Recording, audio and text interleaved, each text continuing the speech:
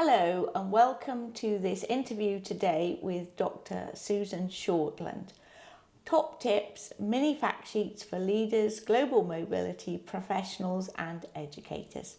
And I'm here today with Dr. Sue Shortland, Professor Emerita of London Metropolitan University. So Sue, welcome. Hi Fiona, good to be here. Great. Now, the reason we're having this chat is because we've evolved this set of mini fact sheets for leaders, global mobility professionals and educators, which you have written the vast majority of, and they've been highly successful and people enjoy downloading them. But I think it would be good to share the reasoning behind the mini fact sheets, and particularly in these turbulent times where there are many more organisations going into international markets and having their businesses disrupted, and where they're sending people for the first time. So when we originally talked about this a couple of years ago, that was the idea, to respond and give people some guidelines that they could quickly give themselves a structure to come up with a plan for whatever it was they were doing, but also to pass on to the many stakeholders that businesses have nowadays to explain the proposition, in particular for global mobility, and why that's important and what people need to have support so that they can work internationally. So that was the basic premise. Would you agree, Sue? Yes, certainly. I think the key thing is the idea behind the fact sheets, and they're all really short, so they don't take a long time to read. They're all about 500 words long, but the idea is that they've got key points that you perhaps might otherwise not have thought about, or ideas that you may not have immediately come to mind, that will actually help structure your thinking, both strategically and operationally. So yes, and also they are aimed at those three areas that you said. They're aimed at leaders, they're aimed at global mobility professionals, and at educators as well. Great. So this is a set of downloads that you can download from our thinkglobalpeople.com website, and it gives you a nice structure to whatever project you're dealing with. So Sue, tell us about the three key themes and the fundamentals and what topics we cover in the mini fact sheet series. Yeah, okay. So they're aimed at those three groups, as I said. So we've got the leadership cadre, we've got global mobility professionals, and we've got educators as well. So that's people in the sort of education and school sector. So those are the three key, audiences, if you like. But there's obviously overlap across those because they are dovetailed and intertwined. And currently, we've got 10 areas that are of relevance to these groups. We've got things like global mobility policy, we've got working across cultures, dual careers, talent and career management. That's a kind of key one, particularly for leaders and global mobility professionals. Issues to do with family support, ESG, that's environment, social governance issues, education and schools as a separate strand, inclusion and diversity, and then we've got well-being, and we've also got hybrid working to reflect the change in how people work after the pandemic. So we've got those sort of 10 main areas. And within those, just to keep you busy reading, there are about 70 fact sheets, little fact sheets. But as I said, they're short, so don't be put off by the fact that there's lots of them. Great. Can you just give us some examples of the different topics and why they're applicable? There's been a lot of change, I think, in global mobility policy, for example, and that they're very popular. So tell us a bit about policy. Yes, okay. Yes, we've got quite a lot of fact sheets that cover global mobility policy, the different sort of aspects of it. And as you say, there's been a lot of change.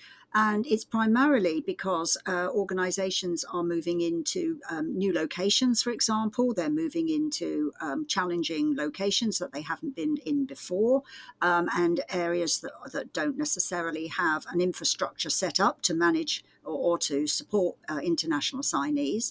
And it's also because of the perennial issue of competitiveness and cost control and so on. So what we're seeing is a lot of change in the content of the policies themselves, but also a change in the nature of the assignments being used. So we're seeing, for example, perhaps a reduction in some of the use of long-term assignments and more in the way of short-term commuter self-initiated assignments, volunteer assignments, and also a move towards the use of one-way transfers and localization. And clearly, once you move away from the sort of standard long-term assignment, you tend to find that the costs go down a bit, or can go down, not always, but tends to be a means of keeping the expenses and benefits under control. But that said, it's always got to be offset against issues such as well-being issues, stress and performance issues. Because when people go on their own on an assignment and they're not accompanied by their families, then you can find that they are suffering, loneliness. They tend to engage in more sort of work-based activity, which might sound good for the employer, but it can lead to stress and to burnout. So there's always a balance between the type of assignment that you might choose to use and your sort of cost-cutting measures. And of course, if you cut the costs down too much and the policies don't have anything motivational within them, people just won't go on the assignment. So, it's a balancing act, but it's got to be done very carefully. And of course, people or organisations are going to new regions, and that's largely because of economic reasons they're going there. Business is growing and growth in different sectors. So that's where talent comes in.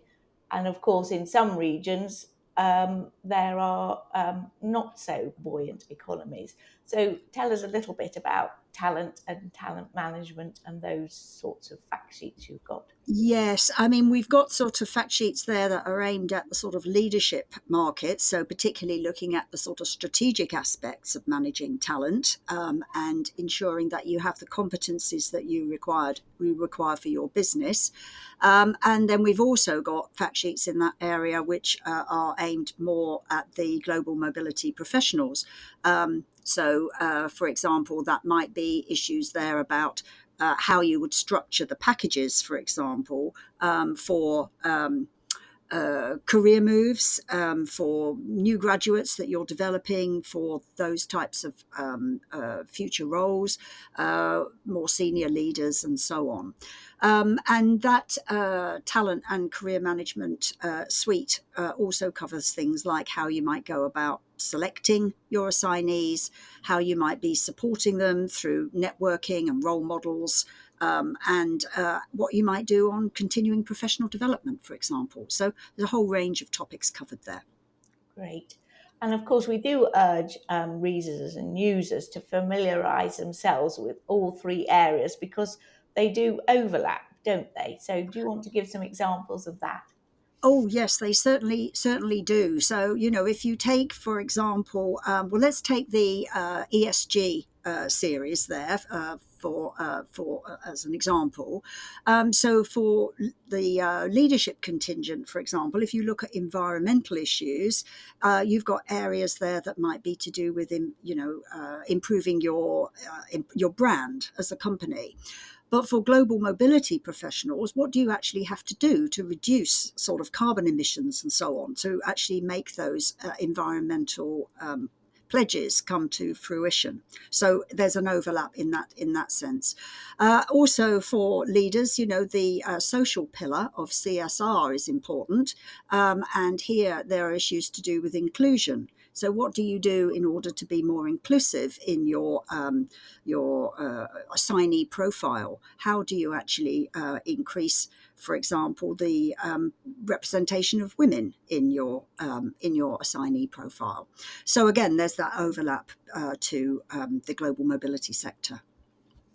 And also, this time of year, many of you will appreciate that we run our online international education and schools fairs.